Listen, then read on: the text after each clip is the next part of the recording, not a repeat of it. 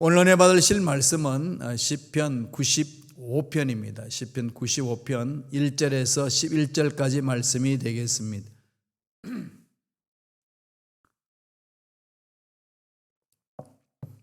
시편 95편 1절에서 11절까지 한 목소리로 봉독하겠습니다. 오라, 우리가 야훼께 노래하며 우리의 구원의 반석을 향하여 즐거이 외치자. 우리가 감사함으로 그 앞에 나아가며 시를 지어 즐거이 그를 노래하자. 야훼는 크신 하나님이시요 모든 신들보다 크신 왕이시기 때문이로다.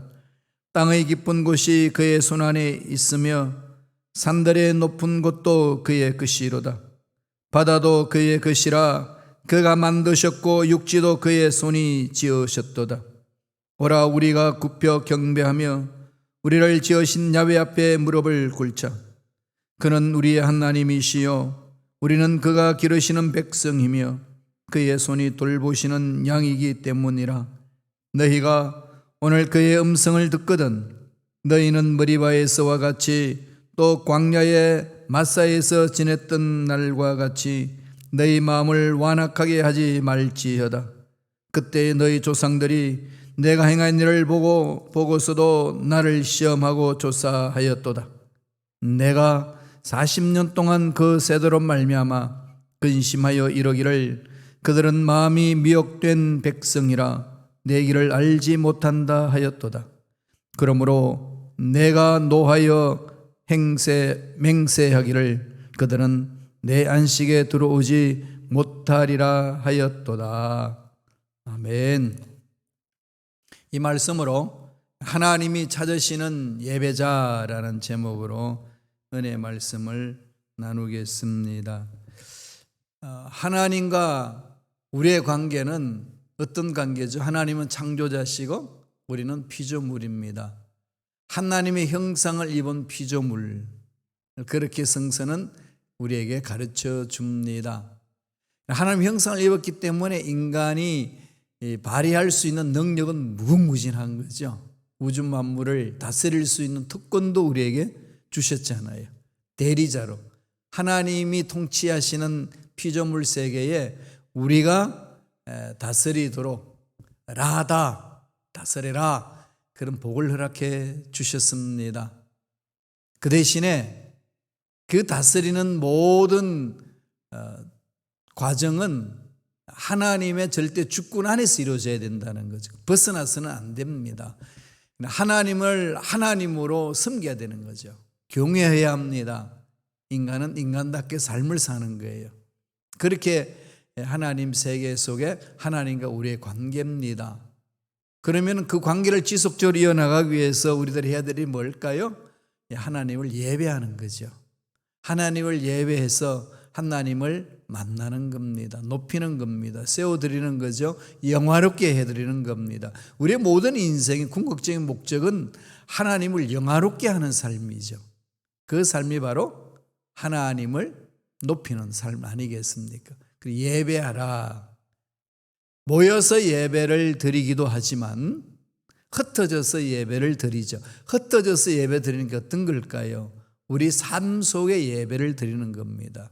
사도 바울이 로마서 12장 1절 2절에서 뭐라고 그랬습니까? 너희 몸을 하나님이 기뻐하시는 거룩한 산제사로 드리라.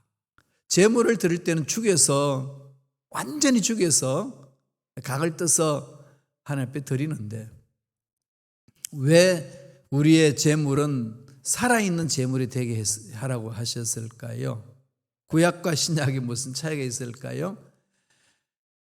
산제물로 드리라, 이 말은 살아있는 삶이 예배가 되게 해야 된다는 거죠.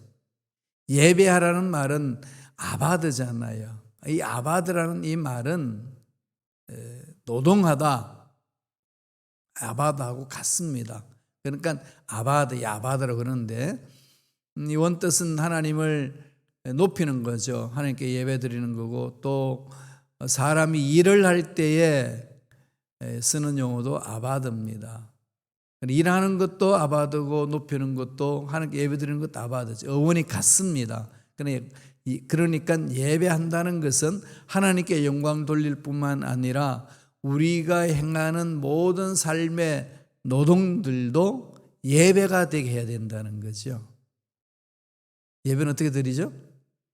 하나님이 그러한 자를 찾고 계십니다. 예배를 잘 드리는 자. 어떻게 예배 드리는 것이 잘 드리는 자일까요? 예배에 성공해야 인생의 성공이 있습니다. 하나님 만나는 자리에서 하나님의 음성을 들을 수 있고 기적을 체험하는 거 아니겠어요? 하나님의 임재를 체험하는 거니까.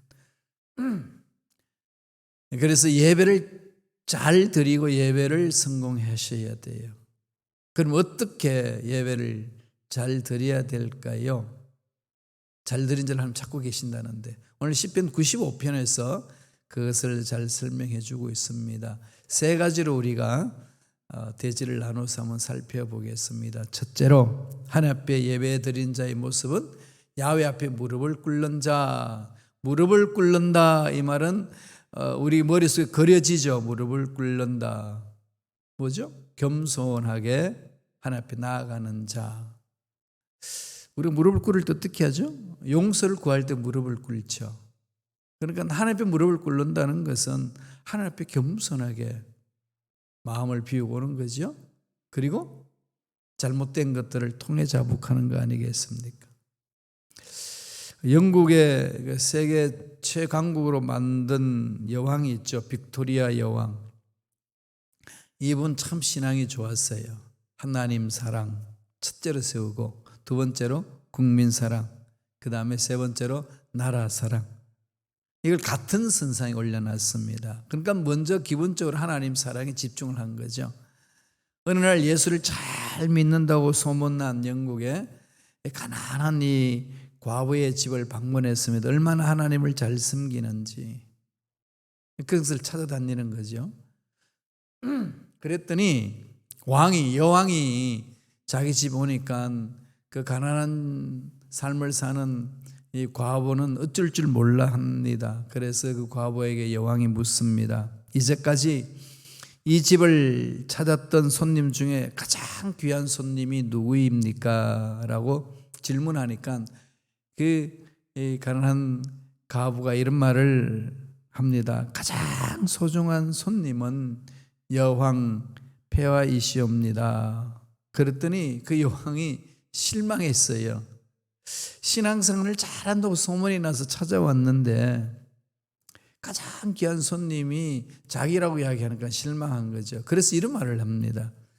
예수님이 당신을 찾는 가장 귀한 손님이 되셔야지 어떻게 내가 가장 귀한 손님이 될 수 있습니까? 라고 했더니 그 가난한 과부가 빙그레 웃으면서 대답합니다. 여왕 폐하, 예수님은 손님이 아니십니다. 예수님은 저의 주인이십니다.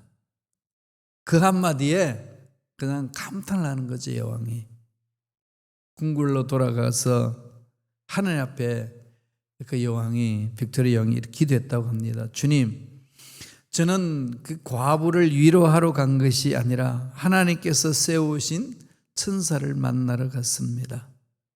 그녀는 예수님을 주인으로 모신 천사였습니다. 나의 주, 나의 왕, 나의 하나님, 이 나라에 세세토록 주인이 되시고 궁궐의 주인이 되어 주시옵소서.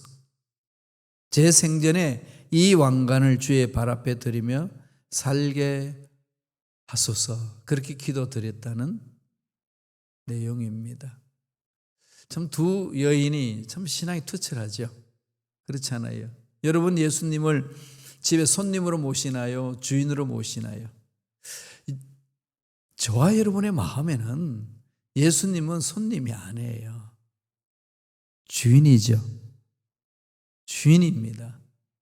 신앙이 성숙한다는 것은 나의 주권을 주님께 이양하는 거죠. 넘겨주는 거죠. 나는 그리스도 십자가에 못 박혀 죽었나니 끝난 거예요. 땡 끝났죠. 근데 내가 사는 것은 내 안에 계신 예수 그리스도의 능력, 생명 안에서, 믿음 안에서 사는 거죠. 예수님이 살아계시는 겁니다. 그 나는 죽고 없고 내 안에 예수님이 계시는 거죠. 예수님이 내 인생을 주관하신다는 겁니다. 그렇다면 인생 문제 앞에 떨 필요 있겠어요? 두려워할 필요 있겠습니까? 당당하세요. 있는 모습 그대로 하나님을 높이면 됩니다. 비교할 필요 없어요. 이 사람과 저 사람 비교할 필요 없습니다. 하나님이 나를 창조하신 모습 이대로 주님 앞에 가서 높이는 거죠. 하나님 받으시고 하나님은 귀한 일들을 이루어 주시는 겁니다. 어디서부터 행복이 깨질까요? 남과 비교할 때부터 행복은 깨어집니다. 왜 나는 이 모양 이 꼴밖에 안 되나? 엉뚱한 생각을 하게 돼요. 나는 왜 이 모양 이 꼴밖에 안 되나? 그러면 하나님 욕되게 하는 거잖아요. 하나님이 남자로 창조하셨고 여자로 창조하셨고 대한민국 국민으로 창조하셨고 이민 와서 미국 국민이 되게 하셨고 그건 과정이잖아요. 그러나 하나님이 절대 주권 안에 있는 거지요. 그것은 하나님이 나를 통해서 하실 일이 있다는 겁니다. 하나님이 인생의 주인이에요. 잊지 맙시다. 다 아는 내용인데 자꾸 잊어먹죠. 예수님은 내 인생의 주인입니다. 참 가난한 과부의 그 신앙 고백이 빅토리아 여왕의 마음을 감동시키는 겁니다. 그리고 하나님이 이 나라의 주인 되어 주시옵소서. 그렇게 기도하는 거죠. 시편 95편 6절을 볼까요? 어떻게 해야 할까요? 읽습니다. 오라 우리가 굽혀 경배하며 우리를 지으신 야훼 앞에 무릎을 꿇자. 야훼 앞에 무릎을 꿇자 이 말은 통해 자복을 하고 하나님이 내 인생의 주인입니다. 겸손하게 고백하는 거죠. 신앙 고백하는 겁니다. 주님이 다스리시면 되는 거 아니겠어요? 사울 왕이 이스라엘의 초대 왕으로 세움을 받고 나서 버림을 받은 이유가 어디 있습니까? 하나님을 주인으로 모시지 아니하고 자기가 주인 되고 싶은 거죠. 순종하지 않습니다. 무릎을 꿇는다는 것은 겸손하게 내 주권을 하나님께 맡기는 거고 하나님 무슨 말씀을 하시든지 순종하겠습니다. 그 고백이잖아요. 그게 안 되면 하나님과 우리의 관계는 깨지잖아요. 순종의 관계, 말씀을 듣는 관계, 하나님과의 만나는 관계, 하나님을 영화롭게 하는 관계, 그런 거지요. 사무엘이 사울 왕에게 책망하면서 이런 말을 했습니다. 사무엘상 15장 22절 다 같이 한번 볼까요? 한 목소리 읽겠습니다. 사무엘이 이르되 야훼께서 번제와 다른 제사를 그의 목소리를 청종하는 것을 좋아하심같이 좋아하시겠나이까? 순종이 제사보다 낫고 듣는 것이 순양의 기름보다 나으니. 우리가 하나님 마음이 어디 있는지 집중해야 돼요. 자꾸 우리 마음대로 하나님께 예배 드리려고 그러고 우리 마음대로 내 생각대로 신앙생활 하려고 그럽니다. 신앙생활은 내 생각을 꺾는 거예요. 하나님께 맡기는 거죠. 그게 신앙생활이잖아요. 기도도 뭐죠? 내 뜻을 관철시키려고 땡깡 부르는 게 기도가 아니고 하나님 앞에 뜻을 묻고 뜻대로 살겠다고 결심하고 하나님께 아뢰드리는 거지요. 뜻 안에서 부르짖는 기도. 요한일서 5장 14절에 뭐라고 그랬죠? 우리가 담대한 것이 이것이니 곧 그의 뜻대로 무엇을 구하든지 그는 들어주심이라. 그의 뜻대로 뜻을 찾고 순종하는 거죠. 늘 그게 집중해야 합니다. 사울은 왕으로 하나님이 세우신 뜻을 잊어버렸어요. 베냐민 지파가 제일 작은 지파거든. 연약한 지파인데 그 당시 다윗이 유다 지파로서 유다 지파가 그냥 강력한 힘을 가진 지파입니다. 그러니까 늘 사울은 유다 지파에게 왕권이 넘어갈까 봐 막 조바심이 넘쳐났어요. 열등의식이 있었던 거죠. 비교해서. 하나님이 베냐민 지파의 사울을 통해서 이스라엘 전체를 연합국가로 통일된 국가로 만들고 싶어서 하나가 되도록 하기 원하셔서 약한 지파를 통해서 일을 하시는 건데, 이 사울은 그 생각을 잊어버리고 하나님 뜻을 잊어버리고 늘 비교하면서 열등감에 빠져 있습니다. 그러니까 열등감의 결론이 어떻게 나죠? 유다 지파의 강력한 지도자 될 만한 사람을 없애는 겁니다. 그래서 다윗을 평생 죽이려고 쫓아다닌 거죠. 바보 중에 바보예요. 사무엘이 그럽니다. 왜 이렇게 불순종하느냐? 하나님과 우리의 관계는 무슨 관계예요? 순종 관계. 하나님을 영화롭게 하고 예배드리고 순종하는 관계입니다. 시편 95편 4절 다 같이 읽겠습니다. 땅의 깊은 곳이 그의 손 안에 있으며 산들의 높은 것도 그의 것이로다. 모든 것이 하나님 다스린다는 거죠. 하나님의 절대 주권한이 있다는 겁니다. 벗어나는 것 없어요. 저와 여러분 태어나는 것, 사는 것, 죽는 것 손 안에 있습니다. 힘들 일들 생길 때마다 무릎을 꿇으세요. 하나님 앞에. 하나님은 그런 자를 찾고 계시는 거죠. 두 번째, 어떤 자를 찾고 있는다고 그러죠? 야훼의 음성을 듣는 자, 무릎을 꿇고 하나님 앞에 오는 자. 그리고 뭐 해야 되겠어요? 음성을 들어야죠. 기도는 하나님의 음성을 듣는 시간입니다. 들으셔야 돼요. 여러분, 하나님의 음성을 안 들으면 안 돼요. 그런데 문제가 있죠. 어떻게 해야 듣느냐는 거 아니겠어요? 하나님의 음성을 직접 들었습니다라고 하는 사람들 이야기를 들어보면 지극히 자기 생각을 가지고 하나님의 음성이라고 둔갑시킬 때 많습니다. 모르니까 자기 욕심에 하나님의 음성이라고 착각하고 둔갑시켜버리고 가는 거지요. 그런 신앙생활 잘못됩니다. 하나님의 음성이다 아니다 어떻게 구분하죠? 성경 속에 있잖아요. 하나님이 이 말씀을 통해서 우리에게 말씀하시거든요. 물론 특별하게 환상이나 꿈이나 어떤 상황을 통해서 또 주의 종의 말씀을 통해서 음성을 주실 때 있습니다. 특별한 경우고요. 구체적인 것은 어디죠? 말씀 위에서. 그래서 말씀을 묵상하셔야 돼요. 그리고 주의 종이 선포하는 그 설교의 말씀 속에서 하나님의 음성을 듣지요. 하나님의 음성인지 아닌지 어떻게 아나요? 하나님의 음성은 늘 말씀에 근거하여서 들려줍니다. 그래서 음성이다 아니다는 기준은 하나님의 말씀이에요. 그리고 그 말씀이 내 마음속에 임하면은요, 환경이 아무리 바뀌어도 하나님의 말씀은 변함이 없습니다. 이랬다 저랬다 그러지 않으셔요.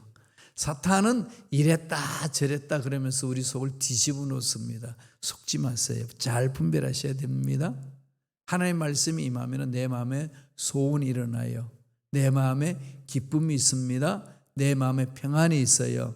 내 자신을 드러내지 아니하고 하나님의 의를 드러내는 거죠. 그래서 사도 바울이 로마서 14장 17절에 하나님의 나라는 먹고 마시는 것이 있는 것이 아니라 성령 안에서 의와 평강과 희락이라 그랬습니다.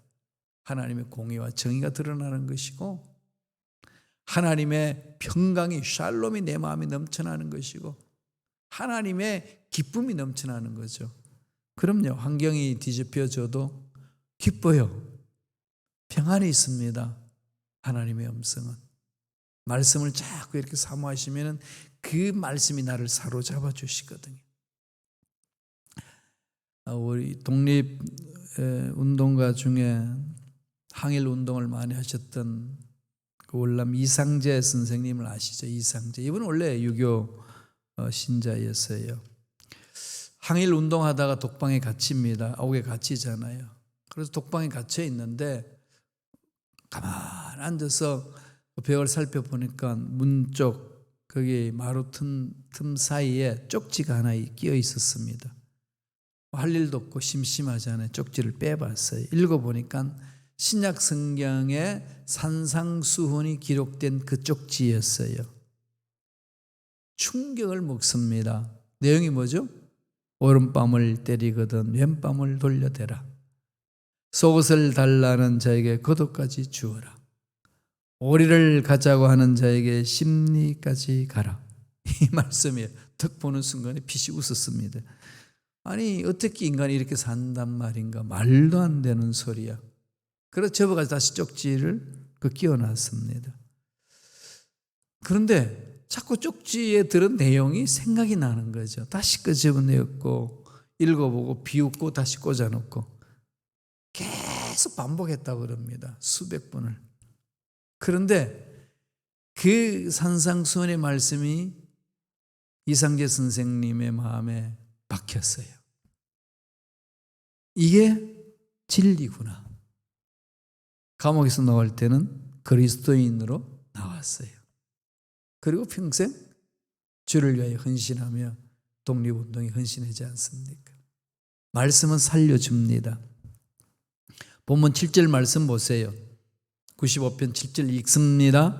그는 우리의 하나님이시여 우리는 그가 기르시는 백성이며 그의 손이 돌보시는 양이기 때문이라. 너희가 오늘 그의 음성을 듣거든. 그죠? 음성을 들으라는 거지요. 예수님도 이 땅에 오셔서 말씀하셨을 때에 뭐라고 그러셨습니까? 내 양은 내 음성을 듣는다.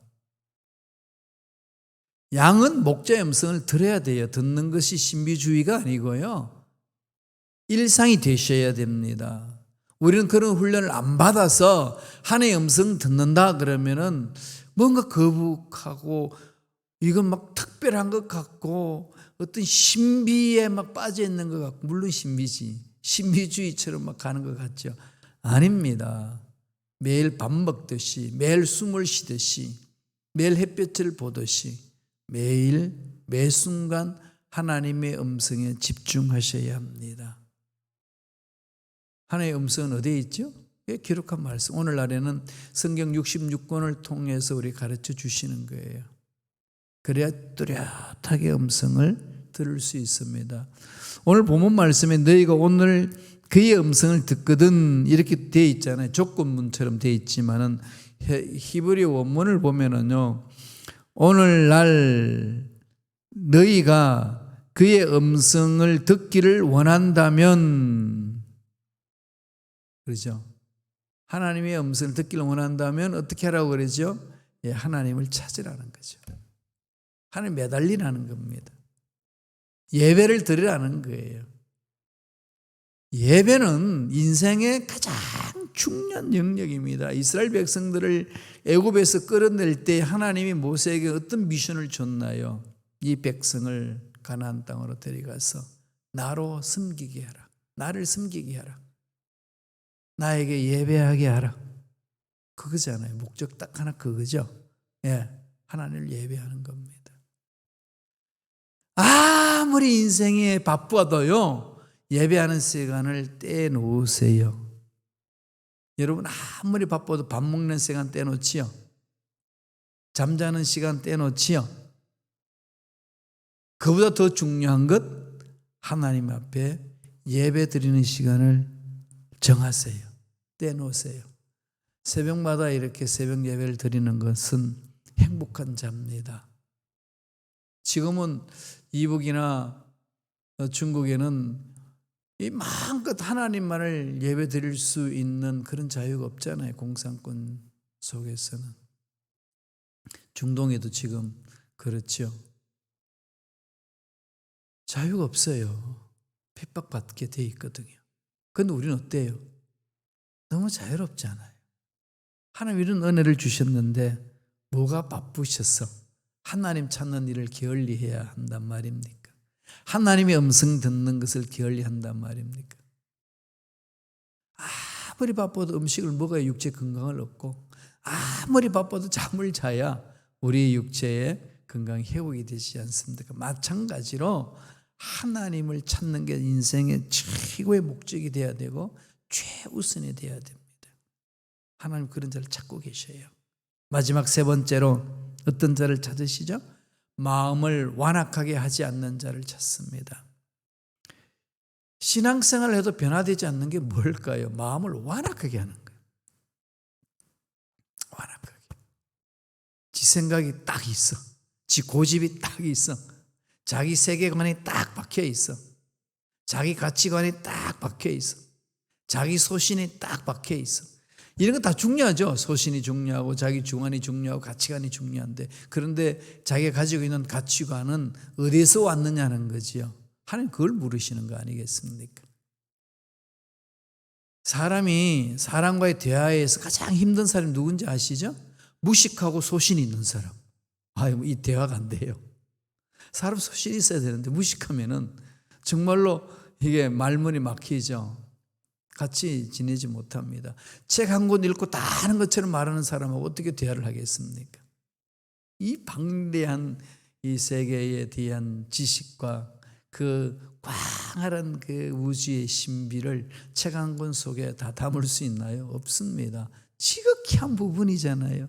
그 분야에서 한번 읽었다고 전문가처럼 말해버리면은 그 다른 분야는 다 깡그리 사장되어 버리는 거 아니겠어요?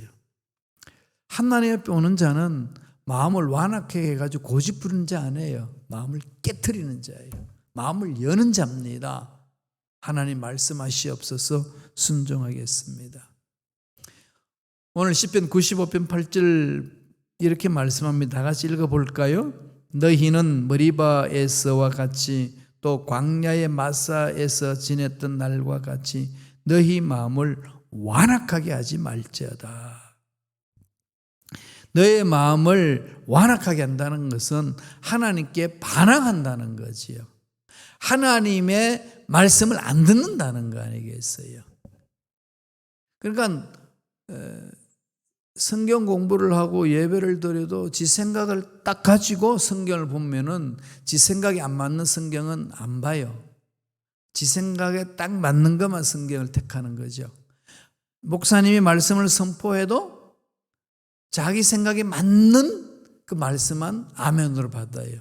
그러니까 생각 안 바뀌죠. 신앙생활 하는 거 아니에요.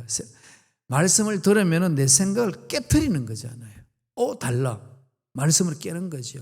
성경을 읽을 때도 내 생각이 너무 달라. 5일을 가자면 10일을 가라. 생각이 너무 다른 거예요. 그럼 말도 안 되는 거죠. 그런데 그 말씀을 묵상하면서 깨는 거죠. 그게 신앙생활입니다. 그렇게 강박하게 하지 말라는 거지. 마음이 완고하게 매이지 말라는 겁니다. 무슨 얘기죠? 하나님 찾는 자는 마음을 깨트리는 자입니다. 하나님 찾는 자, 하나님 앞에 가서 하나님을 영화롭게 하고 생각을 깨트리고 무릎을 꿇고 부르짖고 음성을 듣는 그런 자 되셔서 하나님 예배하신 복을 듬뿍 체험하고 누리시기를 축원합니다. 기도하겠습니다. 하나님 감사와 찬양을 드립니다. 오늘도 우리에게 귀한 생명을 허락하여 주셔서 은혜의 은혜로 역사해 주시니 감사합니다. 주신 말씀 마음판에 새깁니다. 순종하며 나아갑니다.